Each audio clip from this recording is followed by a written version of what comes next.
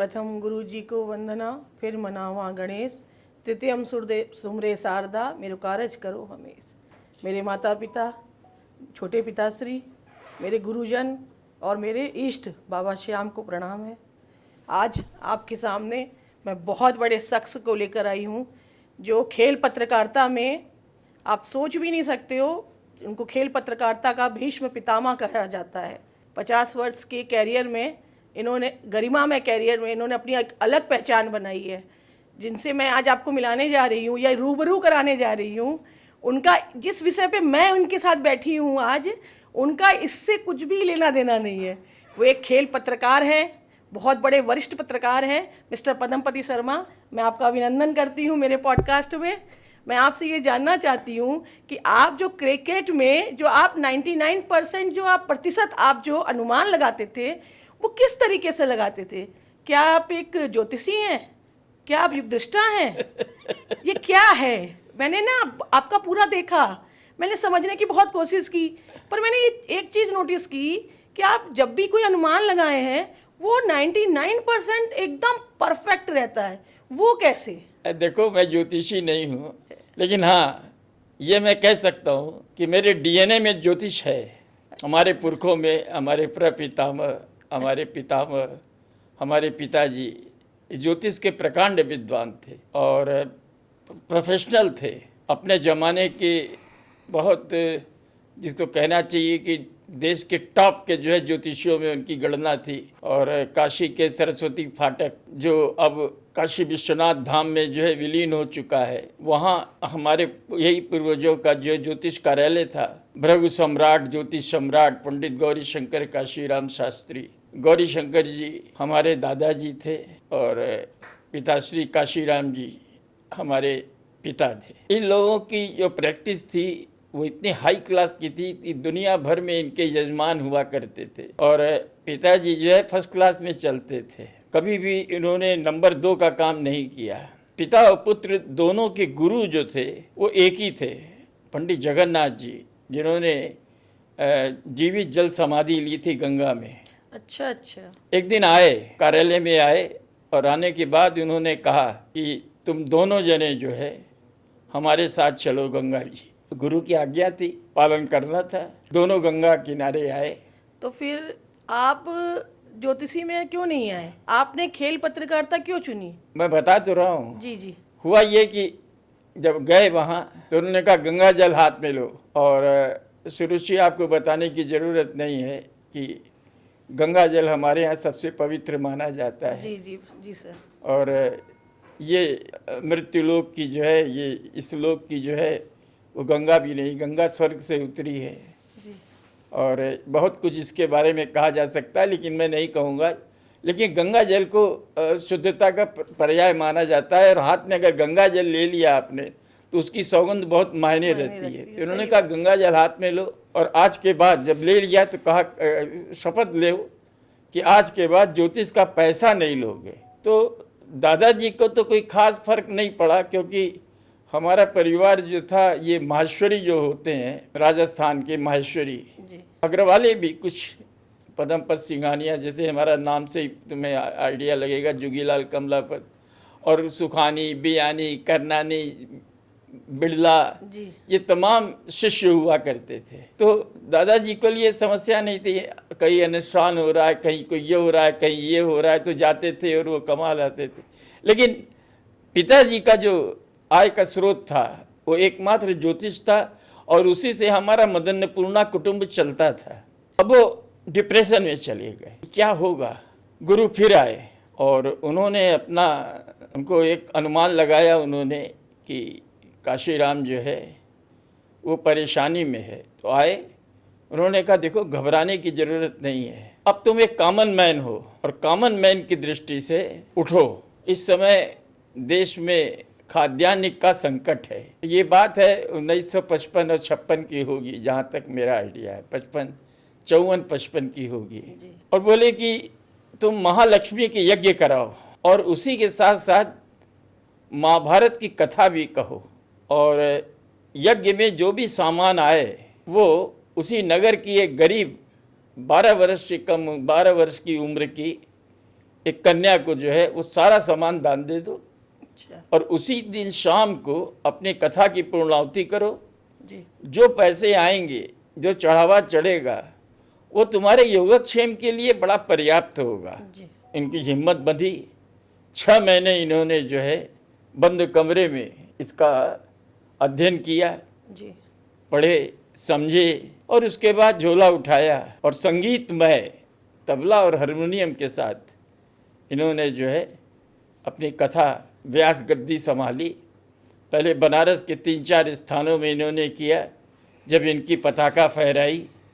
उसके बाद वो शहर छोड़ करके निकले और करते करते करीब 170 यज्ञ उन्होंने कराए देश के कोने कोने में। मैं समझता हूँ कि असम और पूर्वोत्तर के राज्यों को छोड़ के शायद ही कोई ऐसा राज्य होगा जहाँ पर उन्होंने जो है यज्ञ न कराए हों। हम लोगों को फिर उन्होंने कसम खिलाई।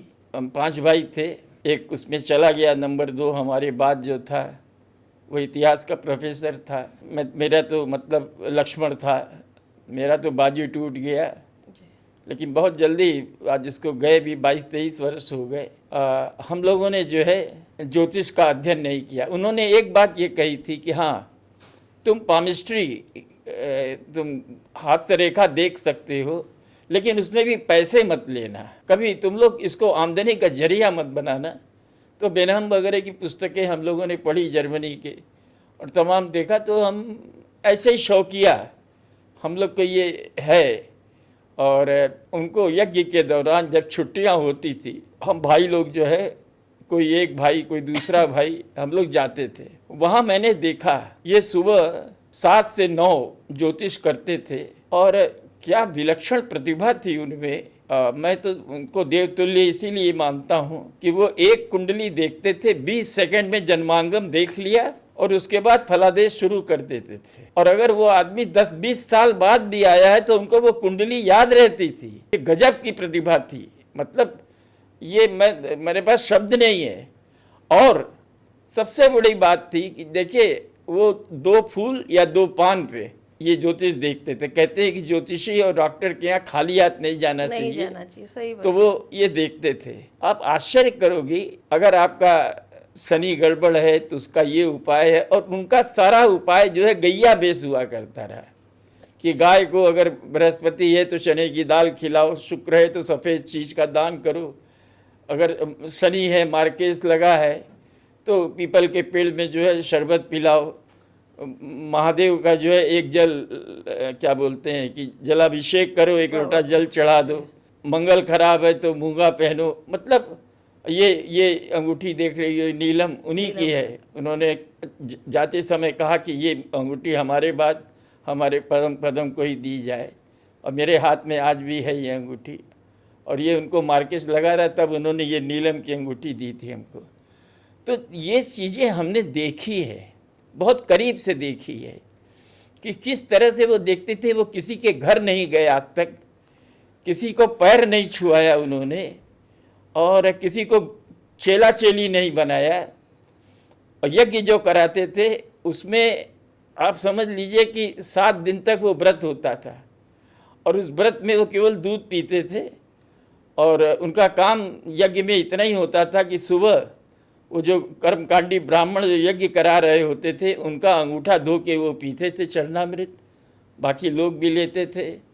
और शाम को जब उनको फलाहार मिलता था ब्राह्मणों को, तो उनकी जूठी पत्तले उठाते थे। सोचिए कितना माने महापुरुष थे वो। बिल्कुल। तो हमने अपने जीवन में ये देखा है। जहाँ तक तुम कह रही हो पत्रकारिता में क्यों आए, उसकी एक बहुत लंबी कहानी है, मैं उसकी चर्चा यहाँ नहीं करने जा रहा हूँ। लेकिन हुआ ये था कि मैं जिसके संग पार्टनरशिप कर रहा था, मैं ट्रांसमिशन लाइन की टोल्स का काम करता था। पहला काम मेरे को नागालैंड में मिला था, लेकिन जैसे वो काम कंप्लीट हुआ, मेरा पार्टनर जो है मोटरसाइकिल दुर्घटना में जो है उसकी डेथ हो गई। अब मैं परेशान हो गया, क्योंकि हमारे पार्टनरशिप डीड नहीं बनी थी। वो बार बार कहता था हमसे कि पदम, अरे यार डीड बना लो। अरे हमने कहा उस ज़माने में 20,000 की गाड़ी मिलती थी एम्बेसडर। तो मैंने कहा कि यार कोई बात नहीं है, गाड़ी लेंगे अपन लोग, कायदे से करेंगे काम। और उसका जाने के बाद मैं वाकई में मतलब मैं गुमसुम हो गया और पिताजी से देखा नहीं गया। तो इन्होंने अपनी पत्नी से कहा, हमारी माँ से कहा कि शांति जरा पद्म की कुंडली लाओ। हमारे घर में ये खासियत थी, देखो डॉक्टर हो चाहे ज्योतिषी हो, जी वो घर का कोई काम नहीं करेगा, उसका जो है फैमिली डॉक्टर होगा या फैमिली एस्ट्रोलॉजर होगा। तो फैमिली एस्ट्रोलॉजर वही लोग देखते थे। दाऊ जी महाराज थे, कृष्णानंद जी महाराज थे, ये लोग दाऊ जी के शिष्य थे कृष्णानंद जी। जी तो उन्होंने कभी कुंडली नहीं देखी, उन्होंने कुंडली देखी और देखने के बाद कहा, पद्म ये क्या है यार, तुम ये लोहे लक्कड़ ये इलेक्ट्रिक ये इसमें लगे हुए हो, अरे तुम्हें तो लेखक होना चाहिए, तुम तो बॉम्बे जाओ, मैं तुम्हें 300 रुपया महीना दूंगा। उस ज़माने में 300 रुपया बहुत मायने रखता रहा, 75-76 की बात है। और एक डीएम को 250 रुपये तनख्वाह मिलती थी। तो उन्होंने कहा तुम स्ट्रगल करो और तुम जाओ और तुम्हारा नाम होगा, तुम स्क्रीन पे आओगे, तुम्हारी लेखनी बोलेगी। और उन्होंने हिम्मत बंधाई और हमको ऑफ़र आ रहे थे अखबारों से और मैं बार बार रिफ्यूज़ कर रहा था। लोग ये कह रहे थे कि 1 घंटे के लिए आप आ जाइए, क्योंकि हमने बचपन से ही खेलों में मेरी रुचि रही है। मेरे चाचा जी जो रहे वो हिंदू अखबार लाते थे और वहाँ हमको पहले अनुवाद करके बताते थे खेल के बारे में। और बाद में जब मैं बड़ा हुआ तो मैं खुद पढ़ने लगा। राधे और हम कारमाइकल लाइब्रेरी में जाते थे और तमाम अंग्रेजी के अखबार देखते थे। तो बड़े बड़े नाम जो थे उनको हम लोग पढ़ते थे। तो रुचि तो मेरी थी, खेल की पूरी जानकारी। मैं प्रवचन भी देता था। उस ज़माने में जानती हो कि कोई मनोरंजन के साधन नहीं थे, तो लोग क्या करते थे कि शाम को भोजन के बाद चौराहों पे पान की दुकान चाय की दुकान पर गपशप होती थी। सही है। तो सरस्वती फाटक पे जो है गपशप होती थी, तो वहाँ मेरा प्रवचन होता था। तो लोगों ने कहा भी, एक अखबार ने कहा भी। तो खैर जब अच्छा हमको ऑफर आया तो मैंने उसको एक्सेप्ट कर लिया और उसके बाद फिर मैं रम गया। और रमने के बाद फिर जो है मैंने मुड़ के नहीं देखा। और भगवान की कृपा से आज अखबार, उस ज़माने में बहुत बड़ा अखबार हुआ करता था, वहाँ पर एक पूर्णकालिक पहला पत्रकार बना खेल का। और बाद में जागरण हुआ, अमर उजाला हुआ, हिंदुस्तान हुआ, उसका राष्ट्रीय प्रभारी हुआ। और बाद में फिर ब्रॉडकास्ट की दुनिया में गया, टेलीविज़न में तमाम टीवी चैनलों पर मैंने काम किया। लेकिन आज ये पहली बार है कि मैं खेल से इतर बात कर रहा हूँ। तुमने जो है हमको जो है हमें छेड़ दिया है। और ये सवाल जो है वो बड़ा मतलब इसलिए कि अजूबा है मेरे लिए, अप्रत्याशित है, क्योंकि किसी ने हमसे इस तरह के सवाल नहीं पूछे। इसीलिए मैंने कहा ना कि मैं जो आज आपसे पूछने वाली हूँ वो एकदम हट के, आपकी जॉब से आपके कार्य से एकदम हट के है।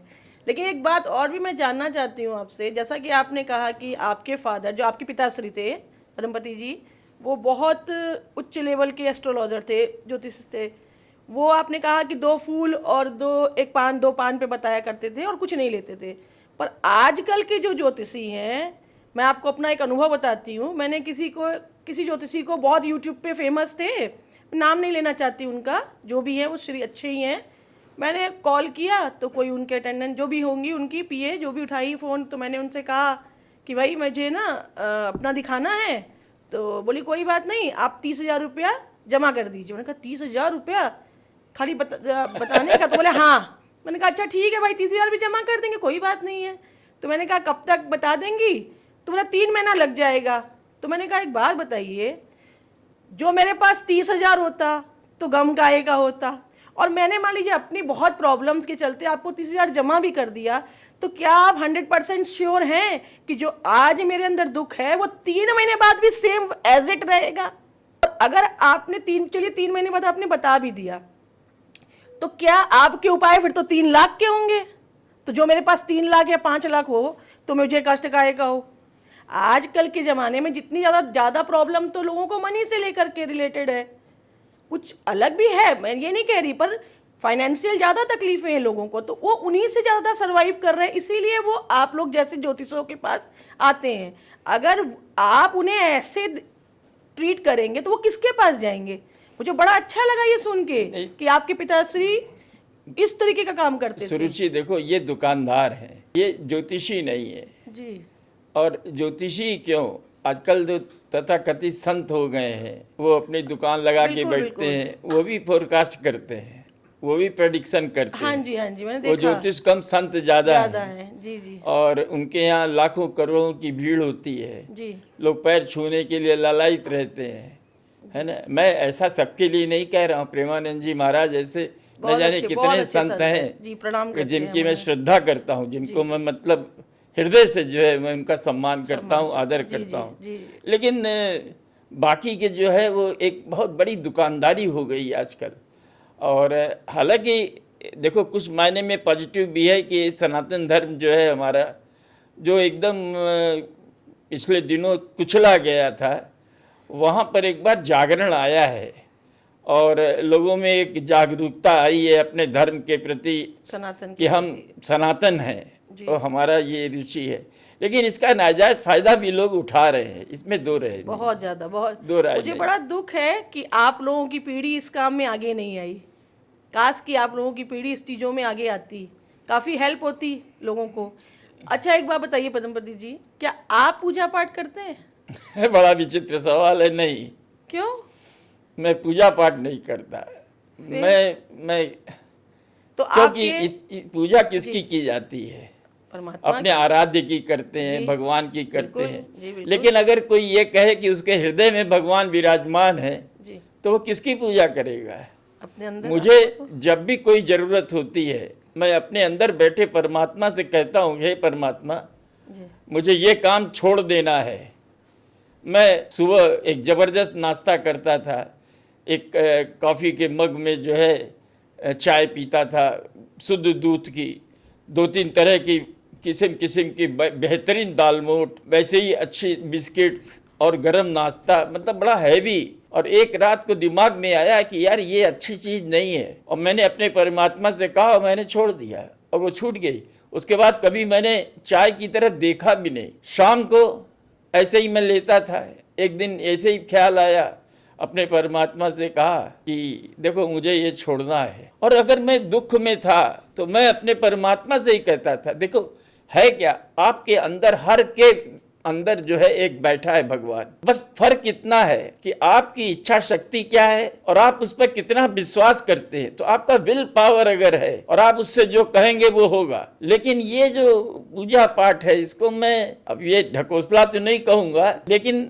मैं इतना जानता हूँ कि ईश्वर बड़े दयालु हैं और वो आपको क्षमा भी कर देंगे। लेकिन आपके कर्म जो है वो आपको क्षमा नहीं करेंगे। बड़ा निर्मम होता है कर्म। कर्म दंड तो आपको भोगना पड़ेगा। वो ईश्वर से भी एवं मानता हूँ उसको। तो मेरा ये विश्वास है कि अगर आप सत्कर्म कर रहे हैं, धर्म के मार्ग पर चल रहे हैं, तो इससे बड़ी कोई पूजा नहीं है दुनिया में। और मैंने कोशिश ये की है कि जितना लोगों का भला कर सकता हूँ, मैंने लोगों का भला किया है और निस्वार्थ भाव से किया है। कभी आज तक कोई हमको ये नहीं कह सकता कि मैंने किसी से 1 रुपया भी लिया हो। मेरी आधी सदी की पत्रकारिता बेदाग रही है। जो हमारे आसपास के लोग हैं, जो मीडिया के लोग हैं, वो जानते हैं कि पद्म जी की ईमानदारी की जो है मिसाल दी जाती है। मैं ये नहीं कहता कि मैं अकेला हूँ, बहुत लोग ऐसे और होंगे, लेकिन सच्चाई है ये, और इस सच्चाई को आपको स्वीकार करना पड़ेगा। जहाँ तक परमात्मा की बात है, एक घटना मुझे याद आती है। मैं एक चैनल में था, 2008 की बात है, 26/11, जिस दिन वो पाकिस्तानी आतंकवादियों ने हमला किया था बॉम्बे में, ताज पे और तमाम जगहों पे। उसी दिन की शाम को सेक्टर 16 में एक चैनल है, मैं नाम नहीं लेना चाहूँगा, वहाँ पर जो है मेरा प्रोमो चल रहा था।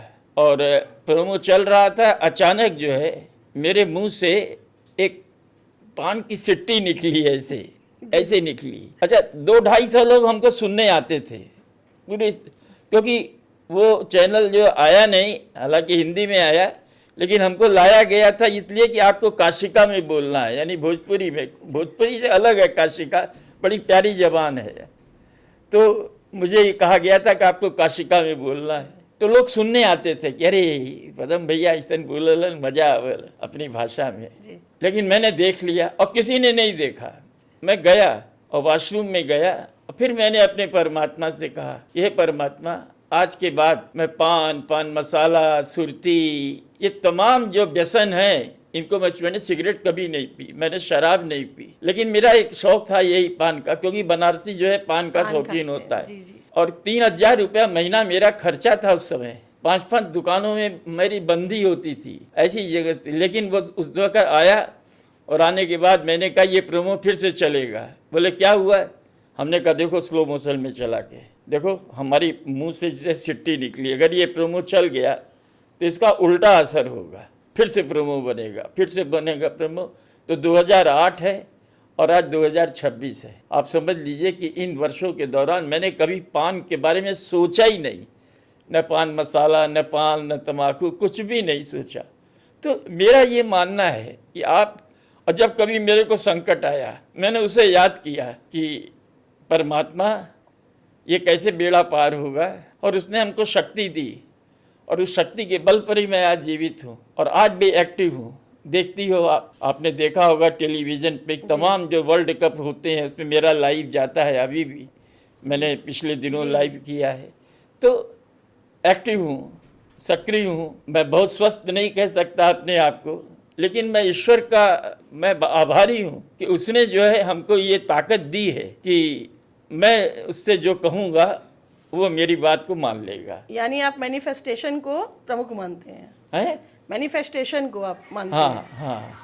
आपकी लाइफ में मैनिफेस्टेशन का बहुत बड़ा रोल है, समझ लीजिए। दो राय नहीं। अच्छा, एक बात बताइए, क्या आप साधना और भक्ति को किसको सबसे बड़ा मानते हैं? बड़ा अजीब सवाल है आपके लिए तो बिल्कुल है। नहीं, इसलिए कि साधना और भक्ति कोई दो नहीं है जी, दोनों एक दूसरे के पूरक है। भक्ति जो है, ईमानदारी से अगर कहा जाए भक्ति, तो वो साधना से ही मिलती है। तुमने पढ़ा होगा, जाना होगा हमारे ग्रंथों में, धार्मिक ग्रंथ जो हैं, कि ऋषि जो है, संत जो है, ऋषि मुनि जंगल में हजारों साल तपस्या करते थे, भगवान से साक्षात्कार ले लिए, और उनको अंत में परमात्मा का दर्शन होता था। तो साधना बिना जो है भक्ति नहीं आएगी। और भक्ति केवल अगर कहोगी तो मैं उसे पाखंड कहूँगा, दिखावा कहूँगा। आपको साधना करनी पड़ेगी, आपको रमना पड़ेगा ईश्वर के साथ, आपको उसमें अपने आप को तल्लीन करना पड़ेगा। मैं कितने ही संतों को जानता हूँ। एक बार मैं हरिद्वार ऋषिकेश गया था परिवार के साथ, तो बगल में एक संत थे, 105 वर्ष के, 104 वर्ष की उनकी उम्र थी, लेकिन देख करके ही लगता था कि यार क्या बात है। और वो जब बोलते थे तो लगता रहा जैसे मुखार बिन से फूल झड़ रहे। सही है। तो साधना और भक्ति में अगर आप उसको अलग अलग करेंगी तो मैं ये नहीं मानता। मैं ये मानता हूँ कि साधना और भक्ति दोनों एक हैं, फिर भी एक दूसरे के पूरक है, एक दूसरे के पूरक है। मतलब आप साधना को सर्वोपरि मानते हैं कि साधना से ही भक्ति, साधना से ही भक्ति। अगर आपकी भक्ति है किसी में, प्रभु में भक्ति है, राम में है, कृष्ण में है, तमाम में है, तो आपको साधना करनी पड़ेगी। एक साधक के रूप में आपको सामने आना पड़ेगा, तब आप जाकर के कुछ कर पाएंगे। जी, एक बात है पद्मपति जी, आपके लिए ये क्वेश्चन, ये जो सवाल मैं आपसे पूछ रही हूँ, एकदम अलग होगा, अलग ही है आपके लिए, लेकिन फिर भी आपके अनुभव बहुत अच्छे हैं जो आप हमें दे रहे हैं। मैं ये जानना चाहती हूँ, क्या कभी आपका कोई अघोरी, तांत्रिक किसी से पाला पड़ा है, या आप उसे कितना सर्वोपरि मानते हैं? क्या ये वाकई में है, तंत्र है? देखो, अलग अलग अघोर साधना है। अघोर मतलब शिव की साधना होती है। पहले तो बताइए, क्या आप इसे मानते हैं? अब मैं इस बारे में मैं क्या बताऊं, है भी और नहीं भी है। आजकल आपने देखा होगा ट्रेनों के डब्बे पे लिखा रहता है बंगाली बाबा के उपाय। हाँ, 2 मिनट में ये सब पाखंड है, ये सब पाखंड है। 2 मिनट में तंत्र, वो तुम जो है वो क्या है, सम्मोहन, और वो खाना छोड़ दो और तुम्हें जो है वो मिल जाएगा, फलाने हैं, ढिमाके हैं बड़े। नहीं, प्रेम प्रसंग में अगर आप हार गए तो हमसे आप 1 दिन में अपने उपाय कराइए। ये सब करें ना, ये सब दुकानदारी, ये धंधा है, धंधा, बिजनेस नहीं कहेंगे, धंधा, जिसको गंदे अर्थों में लिया जाता है, नेगेटिव अर्थों में लिया जाता है, वो धंधे हैं, वो सब नहीं है। देखो, मेरा तो ये मानना है कि अघोर तंत्र जो है शव साधना होती है। और भगवान अवधूत राम थे, और मैंने सुना है, देखा तो नहीं है, कि श्मशान घाट पे वो मुर्दों को खाते थे। तो शव साधना वो मतलब अघोर तंत्र है। वो अलग अलग है, जैसे मतलब अलग अलग विधाएं हैं, अघोरी तो तांत्रिक। उस हिसाब से जो है वो है, अघोरी है भाई, मैं मानता हूँ, लेकिन वो अघोरी जो है वो समाज में नहीं आते सामने, वो अदृश्य होके अपनी साधना में तल्लीन रहते। फिर मैंने शब्द किया ना, साधना में, जी वो जो अघोर शिव है, शिव है, जी और शिव जानती हो क्या है, वो सृष्टि के रचयिता है। जी, जी। योग माया जो है वो उनके साथ सहयात्री है। इस पे भी मैं अभी आपके साथ आऊंगी, इस विषय अरे पे भी मैं आऊंगी। मैं ये जानना चाहती हूँ कि आपका कभी इनसे सामना पड़ा, कि कभी आपको ऐसे लगा कि मुझे तांत्रिक के पास जाना चाहिए, अघोरियों के पास जाना चाहिए? क्योंकि देखिए, मैं आपके विषय में जो मैंने आपके लिए पढ़ा है कि आपका लीवर काफ़ी डैमेज हो चुका है। डॉक्टरों ने आपको सिर्फ 3 महीने 6 महीने, ज़्यादा से ज़्यादा 6 महीने का टाइम दिया था। फिर आप अभी तक अपने आप को कैसे एक्टिव रख रखे हैं, ये ना आम पब्लिक को भी जानना आपके बारे में, कि आपके अंदर ऐसा क्या है। डॉक्टरों ने आपको कह दिया था कि ये 3 मंथ या 5 मंथ तक ही ये सरवाइव कर पाएंगे, लेकिन आपको मोस्टली 1 ईयर तो हो ही गया है। नहीं देखो, ऐसा है ना आप कि क्या किसी तांत्रिक के पास गए थे? नहीं, हमें जाने की कोई ज़रूरत नहीं थी। मैंने फिर कहा कि आपके पास विल पावर है, और अगर आप समय पर सब चीज़ लेते हैं जी और जो योजनाबद्ध तरीके से आहार होता है उस आहार का सेवन करते हैं, तो आप सरवाइव कर सकते हैं। और हमको लीवर में जो प्रॉब्लम थी वो ये थी कि हमारे पानी आता था पेट में। जी जी तो डॉक्टर शरीन जो है, शिव शरीन, जी मैं समझता हूँ, मैं तो उनको लीवर का देवता मानता हूँ। जी उन्होंने कहा पदम जी आपको कुछ नहीं होगा, जी और उन्होंने 7 दिन में हमारे पेट से 20 लीटर पानी निकाला। और निकालने के बाद मैं अपने को स्वयं हल्का महसूस करने लगा। मेरा वजन भी जो था वो 120 किलो से घट के 100 पे आ गया। इस समय 93-94 होगा, मैं ज़्यादा से ज़्यादा मैं मान सकता हूँ। और उसी के आधार पर मैंने ये कोशिश की कि मुझे इतना पानी पीना है, इतना ये करना है, इतना वो करना है, समय पर ही खाना है, हर 3 घंटे पे खाना है। लेकिन सबसे बड़ी बात है, मैं इसे भूल करके मैं अपने कैरियर को मैंने ख़त्म नहीं किया। मेरा जो कैरियर था, अब पहले मैं लिखता था, आजकल बोलता ज़्यादा हूँ। जी एक 2024 का वर्ल्ड कप था जो T20 भारत ने जीता था, उसमें मैं कवर नहीं कर पाया। बाकी अदरवाइज 23 का जो वर्ल्ड कप है, 25 का जो है एशिया कप है, चैंपियंस ट्रॉफी है, तमाम मैंने कुल बहुत ढेर सारे, दिल्ली में भी जब था तब भी वहाँ भी मैं करता था। अभी मैंने जो है एक चैनल के लिए जो है T20 कवर किया था। और मेरा तो मानना है कि देखो, सुरुचि पत्रकार कभी रिटायर नहीं होता है। जी जब वो देह त्याग करता है तभी वो रिटायरमेंट आता है इसका। ये तो है, ये तो मैं सोचता हूँ कि जब तक जीवित हूँ सही। तब तक अपने को सक्रिय बनाए रखूँ। और सक्रियता इसी में है कि आप अपना जो अनुभव है, आपके पास अथाह अनुभव। मैंने 1975-76 से जो है मैंने करियर शुरू किया था, और बिशन बेदी, सनी गवास्कर, अजीत वाडेकर, तमाम ऐसे ऐसे मूर्धन्य, कपिल देव, सौरभ गांगुली, नवाब पटौदी, मेरे अपने दोस्त भी थे नवाब पटौदी, टाइगर पटौदी, तो तमाम लोगों के करीब से मैंने देखा है। इन लोगों के करीब मैंने कवरेज भी की है, इनके साथ मैं रहा भी हूँ, विदेश यात्राएं मैंने की हैं। मुझे ये सौभाग्य है कि मैं पत्रकार होने के नाते मुझे बाहर जाने का मौका मिला, कवरेज करने का मौका मिला, और इसके लिए मैं अखबारों का आभारी हूँ। और बाद में जब मैंने स्विच ओवर किया टेलीविज़न की दुनिया में, चैनलों की दुनिया में, तो वहाँ भी मैंने आनंद किया, एंजॉय किया है, और मुझे किसी बात की कोई तकलीफ़ नहीं हुई। लेकिन जहाँ तक तुम्हारा कहना है कि तांत्रिक और तंत्र और भक्ति, तो देखो मैं ये जानता हूँ कि शिव जो है, मैंने फिर रिपीट कर रहा हूँ, शिव जो है वही सब कुछ है। तो आपने मतलब शिव को सर्वोपरि माना है? सर्वोपरि हम नहीं माने, विज्ञान ने माना है। अच्छा अच्छा, विज्ञान ने माना। ऐसा है कि हमारा विज्ञान पहले दुनिया का कहता था कि वो अनिश्वरवादी था। उसका कहना था कि ईश्वर की कोई अस्तित्व नहीं है। तो हमारे यहाँ सत्येन बोस एक वैज्ञानिक हुए, बोसोन थ्योरी उन्होंने लिखा कि अगर कोई शक्ति नहीं थी तो ये अचानक जो है सृष्टि का जन्म कैसे होता है। क्यों सृष्टि सोई रही, जागी कैसे जागी? तब वैज्ञानिकों को ये लगा कि यार नहीं, इसमें कुछ है तत्व, और उसके बाद फिर उन्होंने जो है इस पर शोध करना शुरू किया और अंत में पाया कि भाई अगर इसका प्रयोग किया जाए तो शायद पता लगेगा कि क्या है, वाकई में कोई अदृश्य शक्ति थी।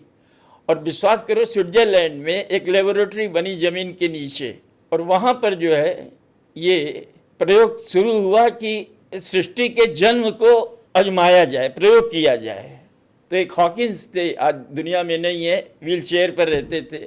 उन्होंने कहा कि नहीं नहीं नहीं नहीं नहीं, ऐसी गलती मत करना, प्रलय आ जाएगा। उन्होंने कहा घबराओ मत, प्रलय नहीं आएगा, हमने ज़मीन के अंदर में किया है ये प्रयोग। और प्रयोग हुआ, और उस प्रयोग में वैज्ञानिकों की आंखें फैल गई कि दो छोटे छोटे बिंदु, ये दो छोटे छोटे बिंदु टकराते हैं और अचानक सृष्टि सोई भई जाग जाती है, और करोड़ों अरबों आप नक्षत्र तारे जितना भी देखते हैं आसमान में, ये सब अचानक उदय हो जाते हैं और करोड़ों साल तक बारिश होती है। तो उन्होंने पकड़ने की कोशिश की, लेकिन वो पकड़ नहीं पाए। और वो दो कौन थे? एक थी शिव और दूसरी थी योग माया, जिसको हम विभिन्न रूपों में जानते हैं, शक्ति का स्वरूप मानते हैं। तो आप ये समझ लीजिए कि अब उस पर उसका एनालिसिस हो रहा है। ये बात है 2012 की जी, जब शायद मार्च या अप्रैल था 2012, गॉड पार्टिकल। तो अब ये सोच लीजिए कि ये अब वो प्रयोग हो रहा है कि उनको पकड़ा कैसे जाए। अब देखने वाली बात होगी कि क्या वाकई में पकड़ पाएंगे, लेकिन हाँ, इसमें संदेह नहीं रह गया। और आज आप विश्वास करिएगा, तुम एक बात को समझ लो कि उस प्रयोगशाला के बाहर एक मूर्ति लगी है, वैज्ञानिकों ने वो मूर्ति लगाई है। जानते हो वो मूर्ति किसकी है? किसकी? शिव बाबा, नटराज की, नृत्य मुद्रा में जी। भगवान शिव की मूर्ति है। जबकि भगवान शिव मूर्ति के रूप में नहीं है, भगवान शिव और योग माया, ये दोनों लिंग और वैजाइना इसके रूप में है। लिंग रहता है और उसमें वैजाइना। ये क्या है? ये द्योतक है कि सृष्टि का जो जन्म होता है वो दो विपरीत धाराओं से जब टकराते हैं तब जन्म होता है। और उसको आप उदाहरण के तौर पर देख लीजिए, जब अगर एक खेती में किसान खेती भी करता है तो वहाँ भी वो हल चलाता है, बीज डालता है, उसके बाद अन्न उपजता है। तो आप ये समझ लीजिए कि बिना टकराहट के, पशु है, पक्षी है, मनुष्य है, बिना टकराहट के जो है वो जीव पैदा नहीं होता, जन्म नहीं लेता। इसी तरह से है योग माया है, विभिन्न रूपों में है वो। कहीं वो पार्वती है, कहीं वो लक्ष्मी है, कहीं सरस्वती है, सब है। लेकिन वो रूप जो है, कहीं माँ काली है, महिषासुर मर्दिनी है। तो जैसे जैसे समय के हिसाब से उनका रूप भी बदलता है। अब आप जानेंगी, तो तुम हमसे पूछ रही थी कि कामाख्या क्या है। जी जी, मैंने आपसे, हाँ, मैंने मतलब पढ़ा है ना कि वो तंत्र की देवी है, माँ कामाख्या तंत्र की देवी है। वो नीलाचल में जी, ये गुवाहाटी में नीलाचल पर्वत पे विराजमान है, और कोई मूर्ति नहीं है, योनि है। कहते हैं कि सती का योनि का जो पार्ट था वो वहीं गिरा था। जी जी। तो वो तांत्रिकों के लिए एक बहुत आइडियल प्लेस है, और वो आध्यात्मिक, आपको चेतना में आपके आध्यात्म जागता है वहाँ पर, आप ये समझ लीजिए। तो इसी तरह से अलग अलग रूप हैं, सती के रूप हैं, और वो रूप जो है सामने आते हैं, और उसके आधार पर जो है ये तय होता है कि क्या है क्या नहीं सही है। तो शक्ति तो है, दो राय नहीं है। और हमारा विज्ञान जो है वो इतना उन्नत है कि वो पश्चिम के सिर के ऊपर से निकलता गया। तो उनको यही समझ में आया कि हिंदुस्तान जो है राजाओं का, सांप का, फकीरों का, इनका देश है। उनको बेचारों को ये नहीं मालूम कि हजारों लाखों साल पहले हमारे विद्वानों ने, हमारे ज्योतिषियों ने, उन्होंने गणना करके जो है नक्षत्रों का नाम दिया, वही नाम आज भी है। आप ये समझ, तो ये चीज बाद में उनको समझ में आई। मैं एक उदाहरण देता हूं तुम्हें, और सही है। आयुर्वेद को देखिए, आयुर्वेद सबसे प्राचीन विधा है चिकित्सा के क्षेत्र में। योग के क्षेत्र में देखिए पतंजलि, व्याकरण के संदर्भ में देखिए तो पाणिनि।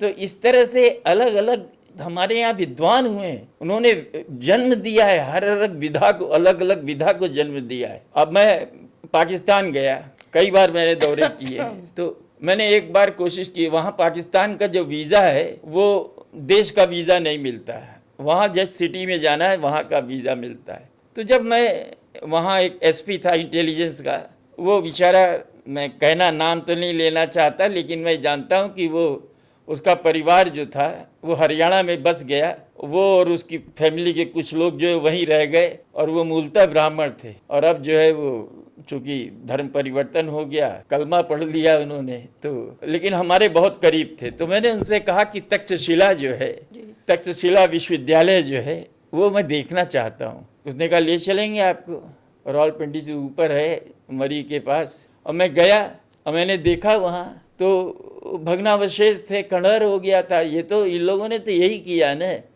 कि जो हमारी सांस्कृतिक विरासत थी उसको नष्ट किया इन आक्रमणकारियों ने, हमलावरों ने। लेकिन पाकिस्तान सरकार को कमाई भी करनी थी उससे, तो उसने एक म्यूजियम बनाया, और उस म्यूजियम में ऑपरेशन थिएटर मैंने देखा। सुश्रुत दुनिया के सबसे पहले सर्जन है, दुनिया के सबसे पहले सर्जन है। तो और विश्वास करोगी कि ईसा पूर्व करीब 500-600 साल पहले करीब 1500 मेडिकल के छात्र हॉस्टल में रहते थे उस जमाने में। हमारी सिंधु घाटी की सभ्यता, मोहनजोदड़ो की सभ्यता, ये सब कितनी प्राचीन है कि तुम सोच नहीं सकती हो। तो मैंने देखा, तो ऑपरेशन थिएटर में ले गए हमको, वो खंडहर था, हो गया था। तो हमने कहा कैसे ऑपरेशन होते हैं, उसके औजार बोले निकले खुदाई में, वो काठ के सर्जिकल इंस्ट्रूमेंट जो थे काठ के थे, काठ में जो है कभी भी सेप्टिक नहीं हो सकता, हाँ, वो काठ के थे। तो हमने कहा कैसे ये ऑपरेशन करते हैं, करते कैसे थे? तो बोले अफीम चटाते थे। आज भी देखो इनेस्थीसिया जो है वो अफीम ही है, हाँ, उसका परिष्कृत रूप है। तो बोले अफीम पिला करके जब आदमी थोड़ा सा अनकॉन्शियस होता रहा तब ऑपरेशन होता था उनका। तो आप सोचिए कि वो सुश्रुत दुनिया के सबसे पहला।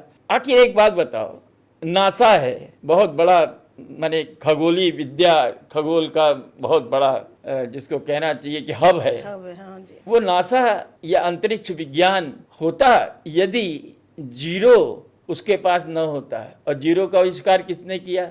भारत ने किया है। तो आप सोचिए कि कितना हमारी जो सभ्यता थी वो कितनी ज़्यादा वैज्ञानिक थी। अब देखो लोग कहते क्या है कि आदम हव्वा आए, एडम ईव आए। मजहब वाले जो लोग हैं वो कहते हैं आदम हव्वा आए थे, ऊपर से अल्लाह ने भेजा था। और वो क्रिश्चियन कहती है, क्रिश्चियनिटी कहती है कि साहब एडम और ईव आए थे। लेकिन हम नहीं मानते, हम तो ये कहते हैं कि करोड़ों साल पानी बरसा तो जो नीचा क्षेत्र था वो समुद्र हो गया, जो ऊपर बीच का क्षेत्र था वो मैदान हो गया, जो ऊंचाई वाला था वो पहाड़ हो गया। और सबसे पहला जीव क्या हुआ? काई। और काई से बढ़ करके फिर क्या होता है? मत्स्य अवतार होता है। फिर होता है क्या? कच्छप अवतार। फिर होता है 12 अवतार। फिर होता है आधा पुरुष आधा जो है जानवर, नरसिंह अवतार। फिर होते हैं छोटे 52 अवतार। फिर परशुराम, राम मर्यादा पुरुषोत्तम होते हैं, वो आदर्श माने गए। और उसके बाद भगवान कृष्ण है, वो षोडश कला के अवतार हो। तो सभ्यता के विकास के साथ साथ हमारे अवतार भी होते चले गए। अब कल की अवतार की धारणा बनी हुई है, मुझे नहीं मालूम कि कितना सही होगा कितना गलत होगा, लेकिन जो मैंने पढ़ा, जो मैंने अनुभव किया, उस आधार पर मैं ये कह सकता हूँ कि ये सब कुछ जो कुछ भी है ये विज्ञान पर आधारित है। पृथ्वी गोल है हमने कहा, एक मजहब वाले कहते हैं कि पृथ्वी चपटी है, हमने ये कहा कि नहीं, पृथ्वी गोल है और पृथ्वी सूर्य का चक्कर लगाती है। और वो कहते हैं कि नहीं, सूर्य जो है पृथ्वी का चक्कर लगाता है। ये मतलब मजाक का विषय है। तो हम सबसे ज़्यादा वैज्ञानिक हैं और हमारा विज्ञान अब धीरे धीरे ऊपर आने लगा है। और अब बहुत जल्दी भारत विश्व गुरु के रूप में फिर से एक बार स्थापित होगा। और विवेकानंद ने कहा भी था एक युग आएगा जब भारत की तूती बोलेगी, भारत के अध्यात्म को लोग पहचानेंगे, उसकी चेतना को देखेंगे, समझेंगे, महसूस करेंगे। बहुत अच्छा। लेकिन हम फिर उसी बात पर आते हैं पद्मपति जी कि आपका कहना है कि आपका दृढ़ संकल्प, आम आदमी को भी आप ये बताइए कि उनका दृढ़ संकल्प ही उन्हें सही कर सकता है, जैसा कि आपकी बीमारी का दृढ़ संकल्प के साथ साथ खान पीन, इच्छा शक्ति और विल खान-पीन। पावर। जी बिल्कुल। आपके पास विल पावर जी, कितना बिल्कुल, है? बिल्कुल, अगर आपके पास विल पावर है तो आप कुछ भी कर सकते हैं। सच बात है भाई। मेरा ये मानना है बस। अच्छा, एक बात और बताइए, मैंने जैसा आपके परिवार के लिए पढ़ा है जो भी, कि आपके परिवार को भृगु सम्राट संहिता की उपाधि दी गई है। भृगु सम्राट, ज्योतिष ज्योतिष सम्राट। हाँ जी। तो आपका अपने घर का कोई अनुभव है, कोई चमत्कार है जिसे आप कभी भूल नहीं सकते? चमत्कार तो क्या कहूँगा, लेकिन हाँ दो घटनाएं मेरे जीवन में बीती हैं, 3 घटनाएं जिनकी मैं चर्चा कर सकता हूँ। पहला तो मैंने देखा नहीं था, करीब 100 साल पहले की बात है। माँ सरस्वती के आगे एक छात्र था, वो लगातार फेल हो रहा था, तो उसने अपनी जिह्वा काट करके माँ को चढ़ा दी थी और वहीं बैठा हुआ था। 3-4 दिन जब हो गए तो माँ सरस्वती एक वृद्धा में, बगल में एक वृद्धा थी, उनमें आ गई और उन्होंने कहा कि बुलाओ, शंकर को बुलाओ। शंकर मतलब हमारे दादाजी गौरी शंकर। जी। और वो लोगों ने बताया कि ऐसे ऐसे हुआ है, आप चलिए। तो नंगे पैर वो बेचारे आए तो उन्होंने कहा कि देख शंकर, इसको बोल कि इसके कर्म में जो है आगे विद्या नहीं है, लेकिन ये आदमी धन धान्य से पूर्ण होगा, इसके पास जो चाहेगा वो इसे मिलेगा। और मैंने उस शख्स को देखा जब बढ़ोती में, वो तो मेरे घर आया था, वो ठाकुर थे जी। और बिहार के थे।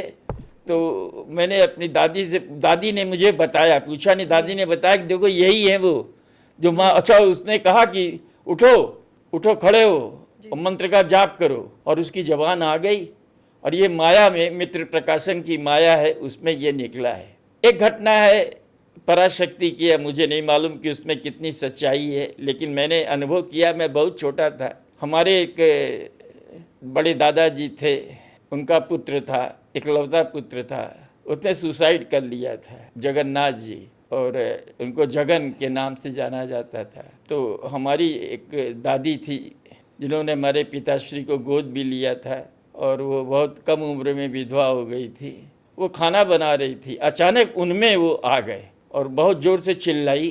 तो हमारे पिताजी उस समय बनारस में आए हुए थे, वो नहा रहे थे, वो नहाते हुए दौड़े हुए गए, बोले भैया मैं तुम्हारा जगन हूँ। आवाज़ भी बदल गई थी, मैं भी छोटा था, मेरी उम्र शायद 6 साल की रही होगी, 5-6 साल। मैं तेरा भाई जगन हूँ। तो बोला बताओ क्या चाहते हो? बोला यार हमारी आत्मा जो है ना वो अशांत है, मेरे को गया जी करा दो, पिंडदान करा दो मेरा। बोला जरूर करा देंगे तुम्हारा। माँ, अच्छा उसकी माँ भी मौजूद थी, ताई है हम लोग कहते थे, छोटी ताई। वो दूसरा मकान हमारा सटा हुआ 2 चौक का मकान था, तो वो वहाँ मौजूद थी। बोला कि ताई को बुला दें? बोला नहीं नहीं नहीं, इसको बुलाने की कोई ज़रूरत नहीं है भैया, एक बात बता दें, हम तुम्हारे घर की रक्षा करते हैं। और उसके बाद पिताजी गया और उन्होंने जा कर के वहाँ पिंडदान वगैरह किया। और हम 4 भाई नीचे बैठक में सोते थे। हम लोगों ने साक्षात अनुभव किया कि एक खट से एक आवाज़ होती थी, एक ईंटा था वहीं से आवाज़ होती थी। एक सफ़ेद पैजामा और सफ़ेद लंबी कमीज पहने हुआ एक शख्स जो सीढ़ी चढ़ता हुआ नजर आता था। एक खिड़की में दिखाई देता था, दूसरी खिड़की में वो आदमी कभी दिखा नहीं। और हम 4 भाइयों ने कम से कम सैकड़ों बार ऐसा महसूस किया होगा, लेकिन कभी डर नहीं लगा। तो मतलब आप मानते हैं कि पितृ आते हैं? मैं ये कैसे कहूँ, मैंने अनुभव किया है, मैं वो अपनी बात बता रहा हूँ। अनुभव मतलब वही है ना कि आपने देखा असल में कि वो आए हैं? नहीं, और भी किस्सा है। मेरे पिताजी की जिस समय मृत्यु शैया पे थे, तो उन्होंने हमारी छोटे भाइयों से कहा कि पदम से कह देना कि मेरे जाने के बाद अपनी माँ को चारों धाम करा देगा और कहीं भी मेरा कुछ करेगा नहीं, पिंडदान वगैरह कर्मकांड होगी, मैं तो स्वयं मौजूद रहूँगा। यमुनोत्री में मैं मृत्यु के मुंह में चला गया था। मैं टट्टू पे था और टट्टू का पैर जो है दाईं तरफ नीचे खाई में चला गया था, और वहाँ 10,000 फुट की नीचे खाई थी। अगर मैं गिरा होता तो शायद मेरी लात निकलने में महीनों लग जाते, लेकिन अचानक किसी शक्ति ने उसको जो है उठाया और फिर वो पत्थर पे आ गया। वो टट्टू थोड़ा डर गया और धीमे हुआ हमारी माँ, हमारा भाई, ये लोग पहले ही पहुंच चुके थे। ये लोग कर रहे थे कि आखिर पदम है कहाँ, महाराज हैं कहाँ। अब मैं पहुंचा तो मैंने बताया। फिर मैं ये बात यमुनोत्री की है। एक बार मैं केदार जी गया, तो मैं भी वहाँ भी टट्टू पे था। वो बड़ी चौड़ी सड़क थी, यमुनोत्री वाली बहुत कठिन सड़क है, बहुत कठिन पगडंडी है। तो वहाँ पर मैंने देखा कि पिताजी जो है एक चट्टान पर बैठे हुए हैं, गमछा पहने हुए और पदम की लकड़ी हाथ में। तो मैंने कहा, अरे भैया जी आप यहाँ क्यों हैं? तो मौन रहते थे वो। सुबह दोपहर में 2 बजे से लेके 8 बजे तक मौन धारण करते थे। तो उन्होंने अपने इशारों में कहा कि तुम्हारी वो माँ आ रही है, वो आती है तो मैं आता हूँ। अच्छा। तो हम पहुँच गए जहाँ गेस्ट हाउस था। जी। उस गेस्ट हाउस में पहुँच गए, आई नहीं। तो मैंने घोड़े वाले को कहा फिर एक बार चलो उस जगह पे। वहाँ जाके मैं खोजने लगा कि भैया जी कहाँ गए।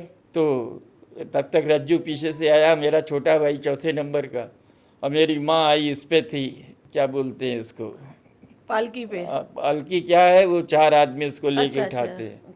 तो मुझे कि महाराज यहाँ क्या कर रहे हैं आप? हम कहे यार भैया जी बैठे थे और हमसे बोले, इशारे में कहा कि चलो तुम्हारी माँ आ रही है, हम आ रहे हैं। और वो भौचक्का हो गया कि अरे ये क्या बोल रहे हैं, ये क्या बोल रहे हैं। तीसरी घटना है, अच्छा फिर मजा आई कि हम द्वारिका जा रहे थे, तो हमारी पत्नी भी साथ में थी, हमारी माँ के। फर्स्ट क्लास में हम लोग का रिजर्वेशन था। उस ज़माने में एसी नहीं चला था, एसी का फर्स्ट क्लास नहीं होता था, एसी का अलग डब्बा होता था। फर्स्ट क्लास 4 सीट होती थी, कभी भी चौथी सीट भरी नहीं। और गाड़ी फुल पैक है, लेकिन चौथी सीट कभी नहीं भरी। ये अनुभव हुआ। आखिरी अनुभव हुआ श्रीलंका में। ये बात है 1985 की। मेरे को 2 दिन बाद भारत लौटना था। अपने कमरे में मैं सोया हुआ था, मेरे बगल में श्रीमान टाइम्स ऑफ इंडिया के स्पोर्ट्स एडिटर थे, भूतपूर्व उस समय डेक्कन हेरल्ड के लिए कवर कर रहे थे, टाइम्स ऑफ इंडिया से रिटायर हो चुके थे। अचानक मैंने देखा कि पिताजी जो है ड्रेसिंग टेबल पर आके बैठ गए और घंटों हमसे, अच्छा हमसे क्या था, उनका राजनीति, सामाजिक, फिल्म, सब पर बड़ी लंबी चर्चा होती थी, बड़ी लंबी चर्चा होती। अंत में उन्होंने कहा कि पदम तुम जा कहाँ रहे हो? हमने कहा कि भाई हमने तो बनारस का रिजर्वेशन कराया, मद्रास जाएंगे, चेन्नई, और वहाँ से फिर जो है गंगा कावेरी है, उसमें हमारा रिजर्वेशन है। तो बोले नहीं तुम कलकत्ता जाओ। और तब तक वो श्रीमान उठ गया, बोला क्या गाली दे के बोला, साले क्या बकवास कर रहा है, रात भर से रहा है, सपना देख रहा था क्या, बड़बड़ा रहा था। हम उसको क्या जवाब दें, लेकिन हमें लगा कि यार ये क्या हो रहा है। मैं मैदान पहुंचा तो पानी बरस गया था, तो वनडे इंटरनेशनल हो नहीं रहा था, आखिरी वनडे इंटरनेशनल ही था। और तीसरे दिन हम लोग को रवाना होना था वहाँ से। तो मेरे पास तो रॉजर बिन्नी, आजकल वो बीसीसीआई का प्रेसिडेंट है, वो आया था, वो भी खेल नहीं रहा था। तो उसने पूछा कि पदम तुम किस फ्लाइट से जा रहे हो? हमने कहा इंडियन एयरलाइंस से जा रहे हैं। तो बोला यार श्रीलंका एयरवेज से चलो, और सुबह 7 बजे की फ़्लाइट है और चेन्नई पहुंच जाओगे। मद्रास उस समय चेन्नई नाम नहीं था, शायद मद्रास ही था। तो हमने कहा यार, बोला टिकट है तुम्हारे पास? हमने कहा है। टिकट लिया, पासपोर्ट लिया, और वो गया और जाके थोड़ी देर बाद आया, बोला तुम्हारा हो गया टिकट।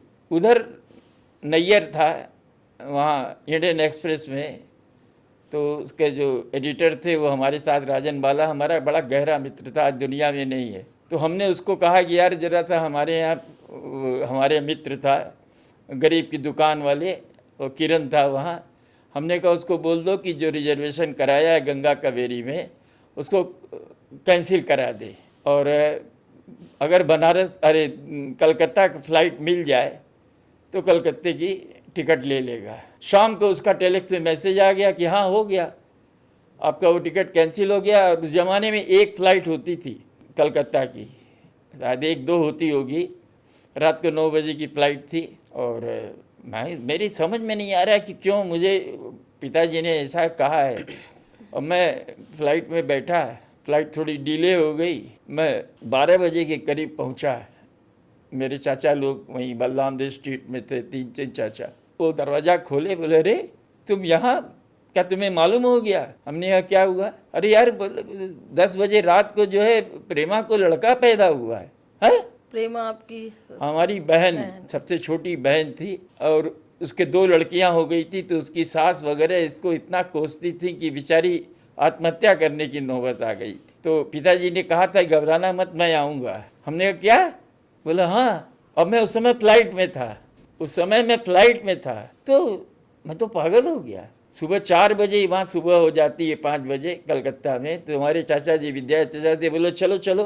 तो मैं वहाँ से कुछ सामान लाया था, रॉयल सैल्यूट। मैंने कहा मेरे बहनोई को मैं दूंगा, बहुत अच्छी शराब होती है। मैं तो पीता नहीं था, तो मैंने उन लोग के लिए लिया था। मैं जब नर्सिंग होम पहुँचा तो हमारी बहन भी आश्चर्यचकित, ये क्या हो गया? तो हमने बताया कि ऐसे ऐसे भैया जी का आदेश हुआ था, इसलिए मैं आ गया। तो देखो, मुझे नहीं मालूम कि इसमें क्या है क्या नहीं है, हो सकता है मेरे मन का ख्याल रहा हो, लेकिन जो कुछ भी था उसने जो सामने हमें दिखाया उससे मैं अभिभूत था, चमत्कृत था। तो चमत्कार तो होते ही हैं देखिए, बस। और पितरों का भी है। लेकिन आजकल जो छोटे छोटे लोग जो देवी देवता आ रहे हैं, कोई में माँ काली आ रही हैं, कोई में माँ दुर्गा आ रही हैं, बाबा भैरव आ रहे हैं, ये इसमें कितनी सत्यता है? क्या वाकई में परमात्मा आते हैं एक आम आदमी में? देखो, अगर आते भी होंगे वो बाहर नहीं आएंगे, वो किसी तपोवन में होंगे, किसी कुटिया में होंगे, कुटीर में होंगे। जो खेलती हैं, मतलब बोलते हैं ना कि बाल घुमाती हैं, सब अरे करती हैं, उनमें देवियां आ ये गई सब हैं। पाखंड है। बोले इनके पैर छुओ भाई, ये देवियां आ गई हैं। पाखंड है। ये बाजार को रिझाना है, पैसे कमाने हैं। समझ लो, देवी हो गई, फलाना हो गया, आज डिमाका हो के गया। जमाने में आधे से ज्यादा लोग तो अपना दरबार लगा और के अंत बैठी में हैं। पोल भी खुलती है उनकी। हाँ, अंत ये में भी पोल है। भी हाँ जी, खुलती है। हाँ तो जी। ये सब मैं लेकिन मैं अपना अनुभव मैंने तुम्हें बताया। वो एक चमत्कार है भाई। देखिए, वो सबके लाइफ में सबके साथ कुछ ना कुछ घटना घटती ही है। घटती है। तो जैसे मैंने ये पूछा था ना आपसे, जैसे पितृ आप मानते हैं, तो क्या देवी देवता भी आते हैं? पितृ एक अलग है, देवी देवता एक अलग ही चीज है। क्योंकि देखिए, परमात्मा है, परमात्मा इतनी बड़ी ऊर्जा लिए हुए है कि हम जैसा एक सामान्य आदमी उस ऊर्जा को कैसे एक्सेप्ट करेगा? देखो सुरुचि, सच्चाई ये है कि जितने भी देवी देवता हैं, सब आंशिक रूप किसका है? दिया हुआ किसका है? शिव का। अब एक बार कहते हैं कि बनारस में दुर्भिक्ष पड़ा, तो राजा देवोदास थे, उन्होंने जितने भगवान थे सबको वहाँ से चलता किया कि चलिए आप लोग यहाँ से निकलिए। अच्छा। हाँ, और उसके बाद फिर यज्ञ हुआ और बहुत जम के बारिश हुई।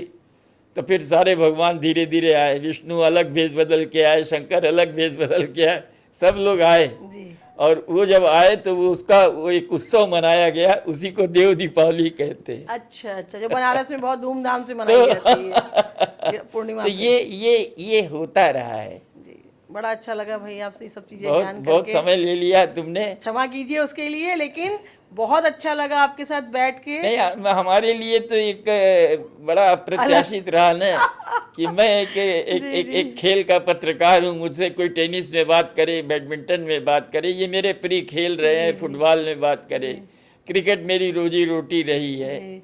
लेकिन इस तरह के केवल धर्म से व्यक्तिगत सवाल, ये शायद मेरा पॉडकास्ट पहली बार हो रहा है। जी, इसके लिए मैं तुम्हारा भी आभार व्यक्त करना चाहूँगा सुरुचि। नहीं, मैं तो आपका करना। और मैं तो आपसे प्रेमानंद जी के बारे में भी मुझे- चर्चा करने वाली थी, लेकिन आपने पहले ही उनकी इतनी चर्चा कर दी। नहीं, प्रेमानंद जी देखो क्या है ना, देखो वो आदमी जो है रोज सूली पर चढ़ता है जी और डायलिसिस कराता है। ईसा मसीह एक बार चढ़े थे, वो रोज सूली पर चढ़ते हैं। जी। और जिस समय वो बोलते हैं, उनका चेहरा देखो, उसमें एक परमात्मा की झलक मिलती है। इसलिए लोग जा करके वो अभिभूत होते हैं।